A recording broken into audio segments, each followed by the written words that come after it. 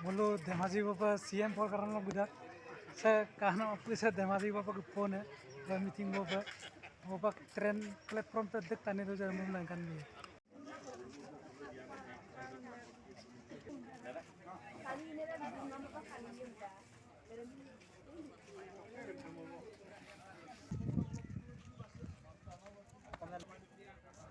Hukulam nur gida.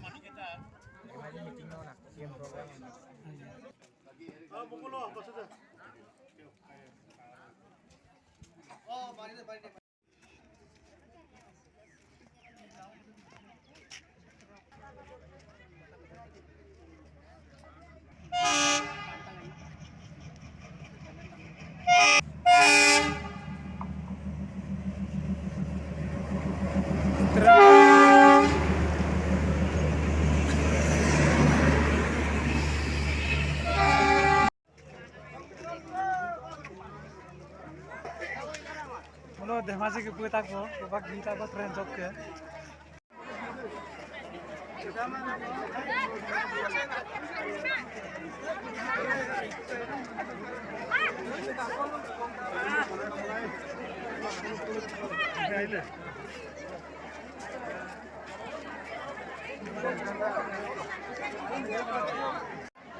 माँ भुनिया का है ये ब्लॉग ना बना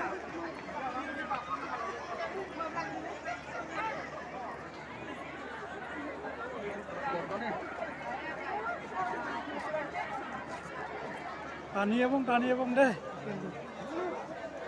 मेंबर पार्टी दे भाई हमें खा दे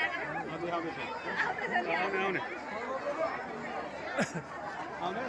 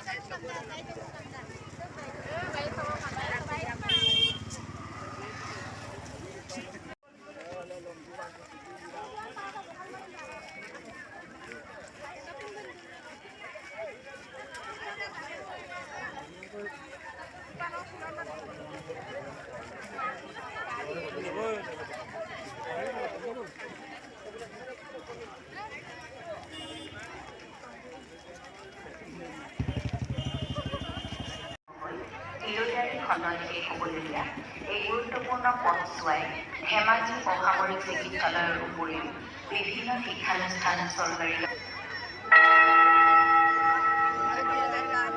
অৱলম্বী হৈছে। ধেমাজিৰ শিপিনীৰ খ্যাতি অসম বিখ্যাত। জিলাখনৰ শিপিনীসকলে সূতা কাটি বোৱা মুগাৰ কাপোৰে সম্প্ৰতি অসমৰ লগতে বহিঃ বিশ্বৰ বজাৰতো ভুমুকি মাৰিবলৈ সক্ষম হৈছে। ধেমাজিৰ ৰেচমে আন্তঃৰাষ্ট্ৰীয় পৰ্যায়ত জিলিকি উঠিছে। আমাৰ মিচিং সমাজৰ সংস্কৃতিয়ে হওক দেউৰী বড়ো সমাজ বঙালী ভাষী অসমীয়া ভাষী হিন্দী ভাষী সকলোৰে এক মিলন ক্ষেত্ৰ হিচাপে ধেমাজি আজি পৰিগণিত হৈছে। এনে এখন মহান আৰু পবিত্ৰ ভূমিত আজি আপোনালোকৰ মাজলৈ আমি কিছু উন্নয়ন আৰু বিকাশৰ গঠন হয়। ধেমাজিত আমি এখন মেডিকেল কলেজ কৰিম। ৰনোজ পেগু ডাঙৰীয়াৰ নিৰ্বাচনী সভাত অংশগ্ৰহণ কৰিবলৈ আহোঁতেও মই সেই প্ৰতিশ্ৰুতি উভাৰিছিল মানুহৰ মনত প্ৰশ্ন হৈছিল যে ডিব্ৰুগড়ত মেডিকেল কলেজ আছে বিশ্বনাথত মেডিকেল কলেজ আছে মেডিকেল কলেজ হ'ব জানো আজি সকলো জগনিকাৰ অন্ত পেলাই আজি আমি ধেমাজিত মেডিকেল কলেজৰ আধাৰশিলা স্থাপন কৰিলো 605 কোটি টকা খৰচ কৰি আমি সমগ্ৰ উত্তৰ অসমৰ ভিতৰতে এখন গুৰুত্বপূৰ্ণ মেডিকেল কলেজ হিচাপে ধেমাজি বিদ্যালয় 3 পৰা 4 বছৰৰ ভিতৰত শেষ কৰি আপোনালোকৰ বাবে আমি মুকলি কৰি দিম শ্ৰদ্ধাৰ ৰাইজ আজিৰ এই দিনটো মই অত্যন্ত কৃতজ্ঞতাৰে সৈতে সুঁৱৰিছো ধেমাজি মেডিকেল কলেজৰ ভূমিদাতাসকলক আজিৰ এই দিনটো তেখেতসকলক মই কৃতজ্ঞতাৰে অসম চৰকাৰৰ হৈ ধন্যবাদ আৰু অভিনন্দন জনাইছো স্বাস্থ্য মন্ত্ৰী কেশৱ মহন্ত ডাঙৰীয়া মেডিকেল কলেজখন সম্ভৱ হৈছে ধেমাজিৰ ৰাইজক কেশৱ মহন্ত ডাঙৰীয়াৰ কাৰণে এটা হাত চাপৰি মাৰিবলৈ মই অনুৰোধ কৰিম শ্ৰদ্ধাৰ ৰাইজ আজি ধেমাজি জিলাত আপোনালোকৰ মনত আছে অসম চৰকাৰৰ প্ৰথমখন কেবিনেট বৈঠক আমি ইয়াত আহ্বান কৰিছিলোঁ সেইদিনাখন ধেমাজিৰ বাবে এই আঁচনি কোনোবাই বিশ্বাস কৰিছিল কাৰোবাৰ মনত অবিশ্বাসো আছিল কিন্তু আজি বিশ্বাস কৰা লোক আৰু আশাৰ নতুন বন্তি এগছি প্ৰজ্বলিত কৰি আজি আমি ধেমাজি জিলাৰ উপায়ুক্তৰ কাৰ্যালয়টো আৰম্ভ কৰিব খুজিছো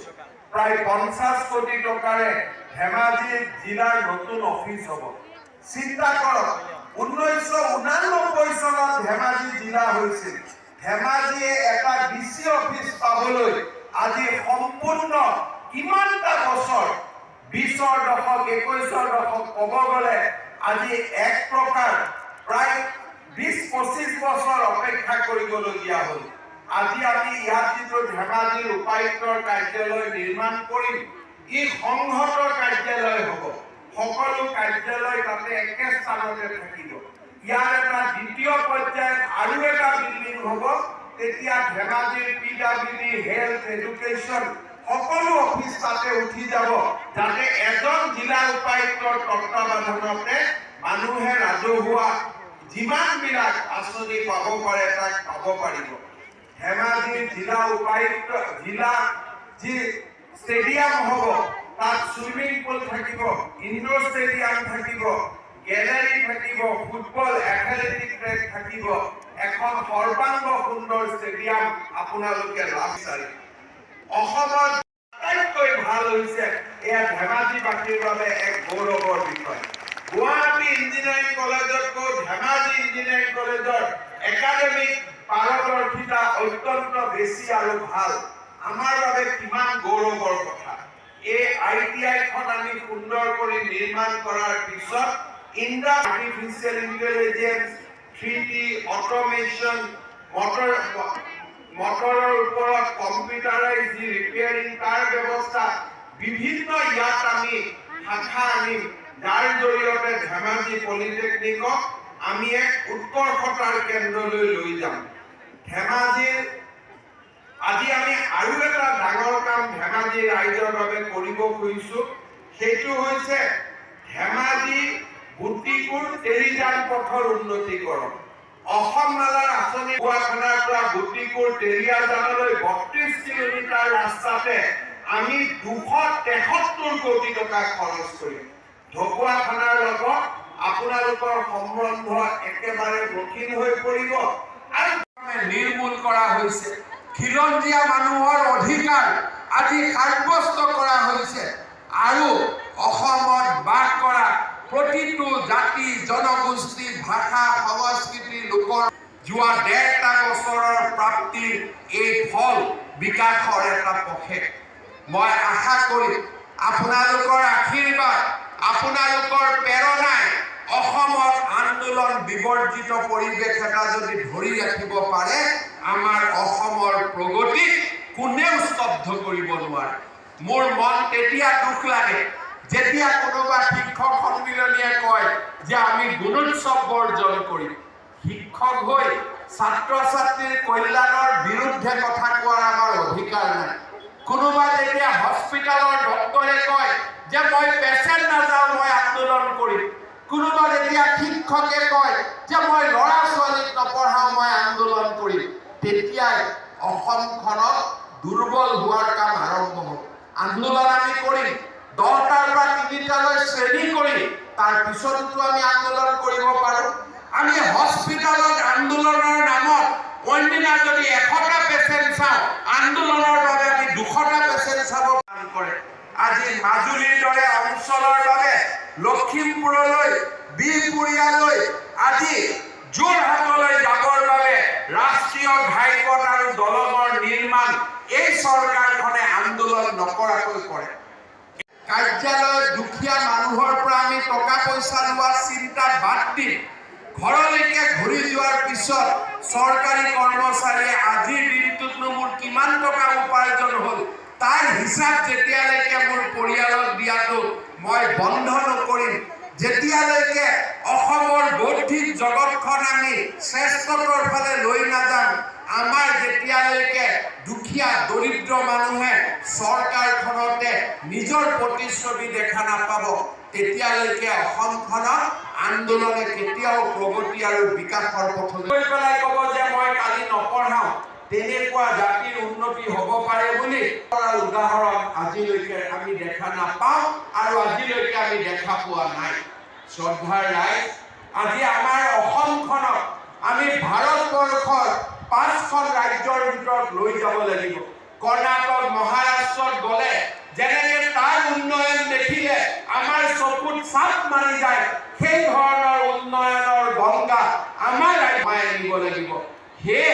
আমাক আন্দোলন লাগে, কৰ্ম সংস্কৃতিৰ আন্দোলন, আমাক লাগে বৌদ্ধিক আন্দোলন, আমাক লাগে হিমা দাস, লভলীনা বৰগোহাঁইৰ দৰে হেজাৰ ক্ৰীড়া প্ৰেমিক সৃষ্টি কৰাৰ আন্দোলন কৰিব পাৰিম। আপোনালোকৰ প্ৰেৰণা আৰু আশীৰ্বাদে আজি আমাক সেই আপোনালোকক মই পুনৰ এবাৰ অভিনন্দন জনাইছোঁ। ৰণোজ পেগু ডাঙৰীয়া, প্ৰদান বৰুৱা ডাঙৰীয়া, ভুৱন পেগু ডাঙৰীয়া, আমাৰ এইসকল ব্যক্তিৰ প্ৰচেষ্টাই আজি ধেমাজি জিলাত এই সুন্দৰ স্মৰণীয় দিনটো আনি দিছে। ধেমাজিৰ ইতিহাসলৈ যে অসমৰ অৰ্থনীতি আমি শক্তিশালী কৰিব লাগিব, অসমৰ অৰ্থনীতি আমি নতুন ধৰণে সজাই পৰাই তুলিব লাগিব আৰু তাৰ বাবে আন্দোলন বিবৰ্জিত পৰিৱেশ এটা আমি নিৰ্মাণ কৰিব লাগিব। যোৱা 1.5টা বছৰ মই আগত যেতিয়া ধেমাজিলৈ আহোঁ, কৰবাত নহয় কৰবাত আন্দোলনৰ উকমুকনি আছিল, কৰবাত নহয়